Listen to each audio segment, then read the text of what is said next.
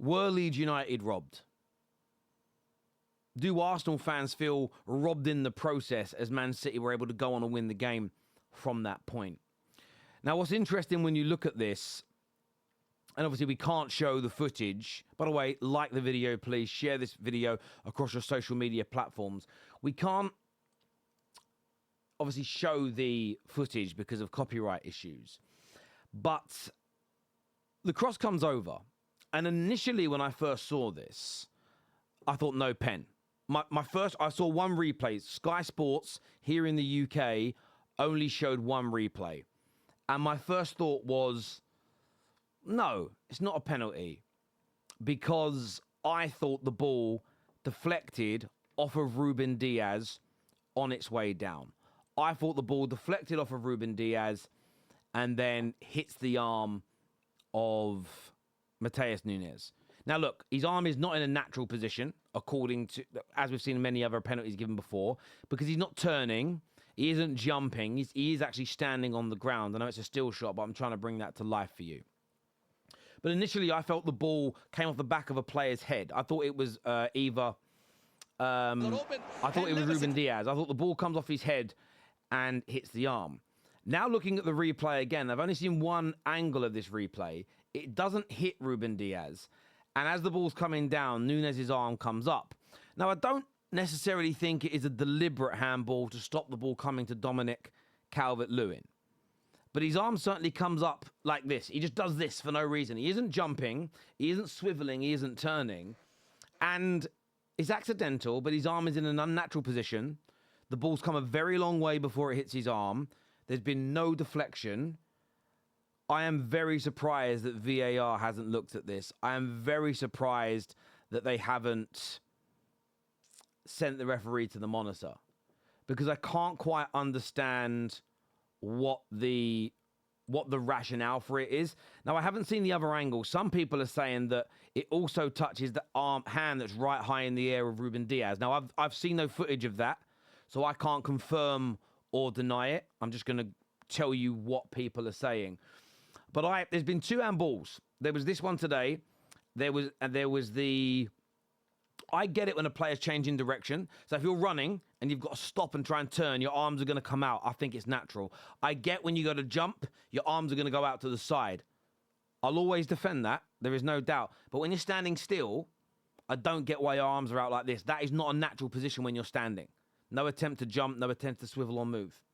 There was another one a few weeks ago where Ada handballs it, Nottingham Forest versus Arsenal. The ball's going out and you see his arm come up and hit the ball. And they didn't give that either.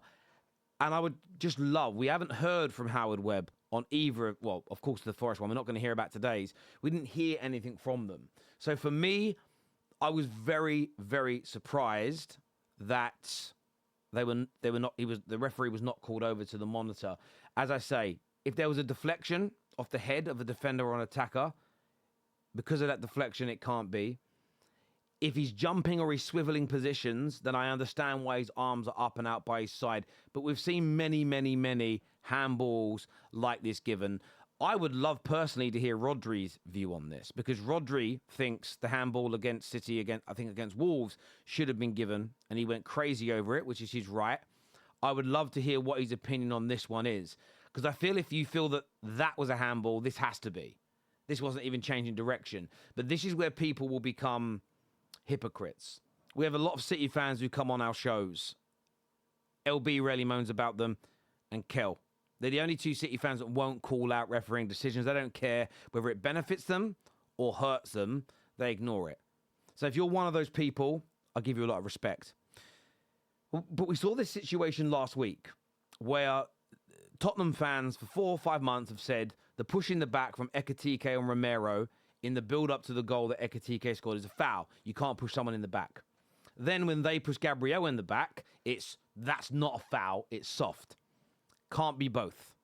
Again, if you said the handball for City versus Wolves should have been a handball, doesn't matter that he's changing direction, that his arms come out, doesn't matter the proximity. If you said that's a handball, I don't see a world in which you say this one isn't. If you don't think the one against Wolves is a handball, you might think this one isn't a handball either. I see them as different.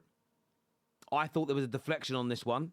I'm a bit surprised they didn't check it. I'm a bit surprised there wasn't even more talk about it on the commentary. They didn't. Normally they like pivot to a referee that's in the studio to give a viewer an opinion. We didn't hear anything. But what you're going to see in this is you're going to see a lot of hypocrisy and a lack of consistency from individuals. And that, for me, is the biggest reason that the PGMOL gets away with absolute madness. And we've seen it today loads. Burnley had a goal disallowed for a potential handball, and there was no more evidence that there was a handball from Barnes as Dorgu versus Arsenal. Now, I'm a Man United fan, and there are some angles where it looks like Dorgu handballs it. There's other angles where it looks like he doesn't. Therefore, it was deemed inconclusive. Today, Barnes, some angles look like he handballed it. Some angles look like he didn't. The closest one to looking like he did handle it was so far away, it was grainy. It's like you're back in 1982 looking at CCTV. They disallowed the goal. Now, as a United fan, I'm very happy that Dorgu's goal was not disallowed. One, it was a banger, and two, it helped us win a massive game against Arsenal. But that doesn't stop me.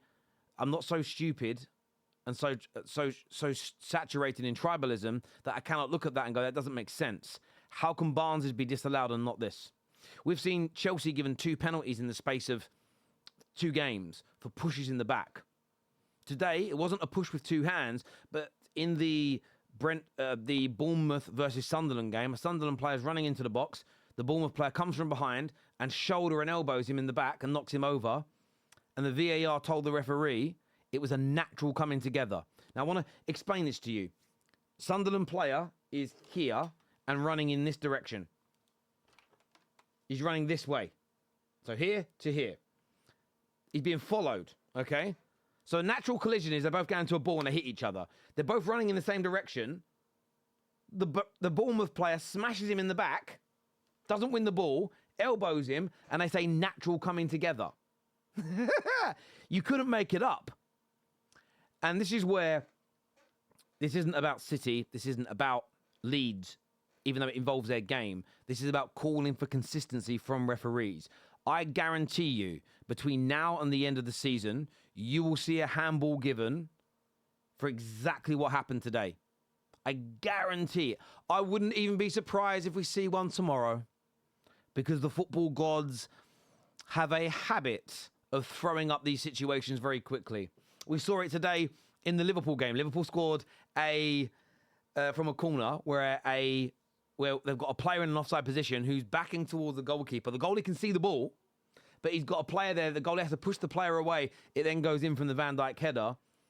It's almost identical to the goal that Liverpool scored in terms of situation as Liverpool scored against City, but they disallowed it because they said maybe it makes Donnarumma make a different decision. They didn't even think about that today. This is where we have to call out these inconsistencies. 1, to help educate us, the fans, and 2, to push for the right decisions to be given. So I get why Leeds United will feel frustrated. Leeds United fans shouldn't ignore the fact, though, they missed 3 or 4 major chances in this game.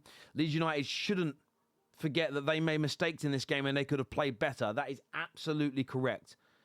City shouldn't feel any guilt. City shouldn't feel any negativity for this, because they'll have decisions go against them as well. This is about the PGMOL. This isn't about tribalism. This isn't about brown envelopes. This isn't about corruption. This is all about trying to create consistency. But for me, I was very, very shocked that VAR didn't get involved today. Give me your thoughts. Give me your opinions on this in that comment section below. Cannot wait to hear what it is you have got to say.